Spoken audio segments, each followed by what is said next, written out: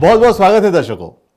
आप खुश हो, दुखी हो, रोमांटिक हो, उदास हो या अनमने हो, बच्चों के साथ हो, बीबी के साथ हो, प्रेमिका के साथ हो, दोस्त के साथ हो या फिर परिवार के साथ हो, आप किसी भी स्थिति में हो, सिर्फ हमारे देश की फिल्म इंडस्ट्री ऐसी है जिसने आपकी हर सिचुएशन पर गाने बना रखे हैं। ये गाने आपकी स्थिति भी बताते हैं और आपको दिलासा भी देते हैं, मनोरंजन भी करते हैं और रास्ता भी दिखाते हैं। आपको जो गाने अच्छे लगते हैं, क्या आपने कभी सोचा है वो गाने आपको अच्छे क्यों लगते हैं? और कभी कभी तो वही गाने आपको इरिटेट भी करते हैं। क्यों?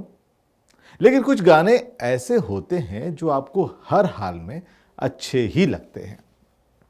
अगर हम आपसे कहें कि शास्त्रीय संगीत सुनने किसी प्रोग्राम में चलना है, तो आप कोई ना कोई बहाना बनाकर खिसक लेंगे, है ना? लेकिन क्या आप जानते हैं कि जिन गानों को आप मेलोडियस या फिर मधुर गीत कहते हैं, मधुर संगीत कहते हैं, दरअसल वो शास्त्रीय रागों पर ही आधारित होते हैं। उनको आप बार बार सुनते भी हैं। कभी कभी किसी गीत को सुनते समय आपको ये भी लगता होगा कि इसी धुन पर कोई और गाना सुना है मैंने, है ना? 1982 में एक फिल्म आई थी, तेरी कसम। संगीत था आर.डी. बर्मन का। लेकिन इससे पहले 1957 में एक फिल्म आई थी, देख कबीरा रोया, और इसके संगीतकार थे मदन मोहन। इन दोनों फिल्मों में एक गाना ऐसा है जो राग के आधार पर, दोनों फिल्मों के एक एक गाने ऐसे हैं जो राग के आधार पर रिश्तेदार हैं। बिल्कुल, तेरी कसम का वो गीत आपको याद होगा जिसको गाया था किशोर कुमार के पुत्र यानी कि उनके बेटे अमित कुमार ने। क्या हुआ एक बात पर बरसों का याराना गया, इस बहाने दोस्तों का प्यार पहचाना गया। क्या हुआ, क्या हुआ, हाँ क्या हुआ एक बात पर बरसों का याराना गया।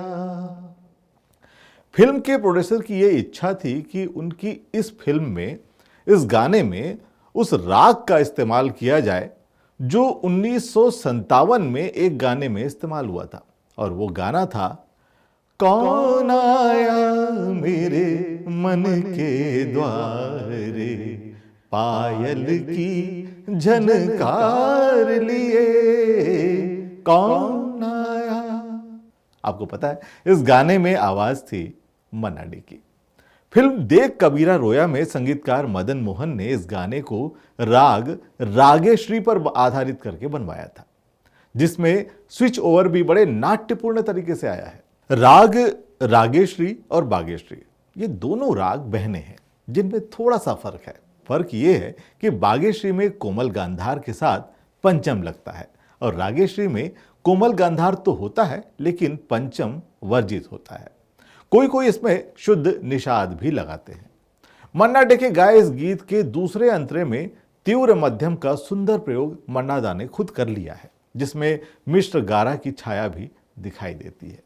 अब इस गाने से जुड़ी एक खास बात यह भी है कि मदन मोहन जी को जब यह धुन सूझी तो उन्होंने तय कर लिया था कि इसको मन्ना डे से ही गवाना है।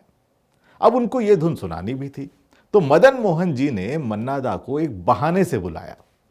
मदन मोहन ने मन्ना डे को फोन किया और कहा कि आपको एक खास डिश खिलाता हूं, आ जाओ आज। और वो खास डिश है भिंडी मटन।